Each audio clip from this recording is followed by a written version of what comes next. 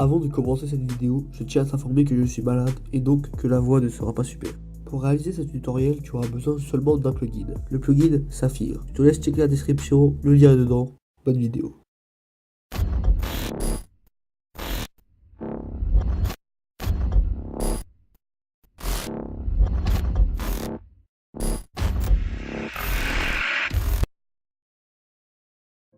Salut à toutes et à tous. Bonjour. Salam alaikum, mes très chers abonnés.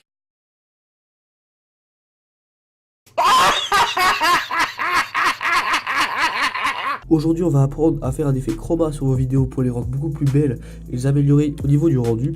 La dernière fois, on a vu la distorsion, ce qui nous a déjà bien aidé pour avoir un rendu beaucoup plus propre. Et aujourd'hui, donc, on s'attaque au chroma. Donc, une fois que vous avez mis votre effet de distorsion, même si vous n'avez pas forcément besoin d'en mettre un pour réaliser ce tutoriel, vous allez directement cliquer sur le bouton d'effet. Ensuite, vous allez aller tout au bout et choisir directement l'effet Wrap Chroma, qui est juste en dessous de Wrap Bubble. Donc moi j'ai des presets déjà installés, déjà personnalisés. Je vous conseille de les copier et de régler quelques petits trucs, voilà. Une fois que vous avez fait les caractéristiques, vous voyez que dans notre preview, on a des bordures noires qui se sont incrustées donc dans l'image. Et on voit très bien une déformation autour de ces traits noirs. Mais nous, ce qu'on veut, c'est ne pas voir ces traits noirs et qu'il y ait quand même l'effet de distorsion avec l'effet chroma. Donc pour ça, vous allez juste en haut dans la petite barre prendre votre effet chroma. Vous allez le mettre juste avant Magic Bullet Looks, donc l'effet distorsion. Donc une fois que vous avez fait ça, vous voyez bien dans la preview que nos contours noirs ont presque disparu et on a quand même l'effet chroma.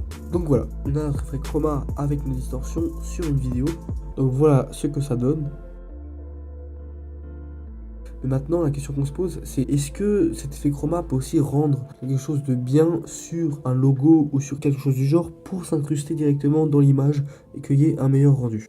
Donc pour cela, vous allez tout d'abord importer donc votre logo, votre image en PNG, etc. Donc une fois que vous l'avez directement importé dans Sony Vegas, vous allez le glisser dans la timeline, voilà, juste au-dessus de notre vidéo avec nos effets de distorsion et de chroma. Là, c'est pareil, on va un peu réduire sa taille pour qu'il soit un peu plus beau et qu'il soit beaucoup plus centré dans l'image. Voilà. Ensuite, vous allez de nouveau dans les effets, vous rechoisissez Wrap Chroma et vous faites OK.